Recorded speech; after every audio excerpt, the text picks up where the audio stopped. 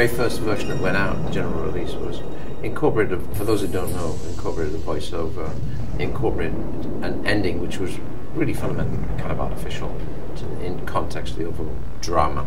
They lived with each other, the film and those two elements lived with each other out for almost another 15 years till it was shown at the Santa Monica Film Festival by accident as a director's cut and somehow come out the wrong draw.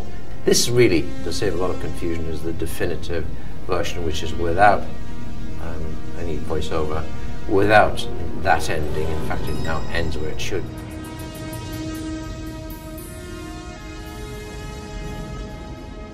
There were a lot of memorable experiences on that show.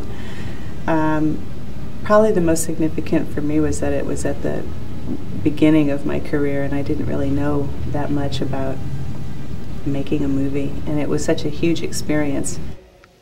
I'm Rachel. Deckard. It seems you feel our work is not a benefit to the public. Reaction time is a factor in this, so please pay attention. Now answer as quickly as you can. Sure. I always believe that the film should be ahead of the audience, not the audience even level with the film. And the voiceover was telling us what was happening, or telling us what was about to happen, or explaining things that, honestly, you should work out for yourself. That's the whole part and parcel of drama, isn't it? Fundamentals of drama is you follow the drama, it's ahead of you. Let me tell you about my mother.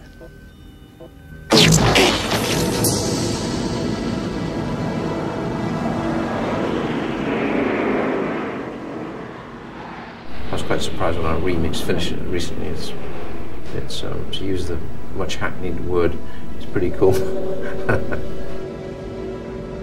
Blade Runner has often been called one of the most influential science fiction movies ever made. Why do you think that is? I think because I've normalized urban environment, and urban is where we live.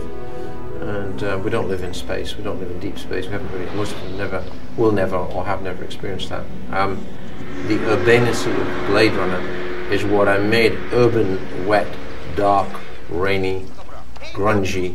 I think made grunge cool. Blade Runner is cool now.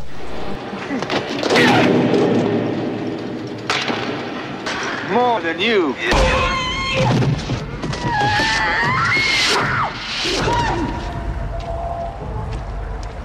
A lot of the people on the cast were fun. Joanna Cassidy and Daryl Hannah and Rutger, and Edward James Olmos and Bill Sanderson.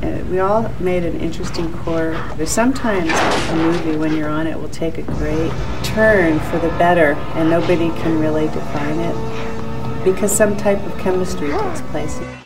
It had an energy, and you could feel it when you were making it. It's a natural story for something to follow. A sequel certainly could be considered. You end up with the perfect example that one could be Nexus 6 or Nexus 7, and the other one is the guy is actually definitely a replicant. But he could be Nexus 8, maybe he'll live till he's 200.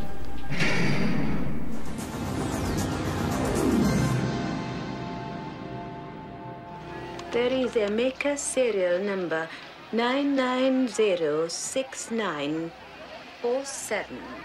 XB71. Interesting.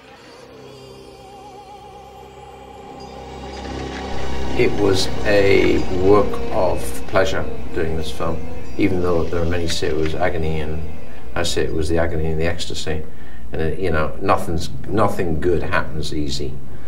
And I really loved making this. And at the end of it, I thought, it's 25 years on, so I can talk about it immodestly, thinking I thought I'd really cracked it.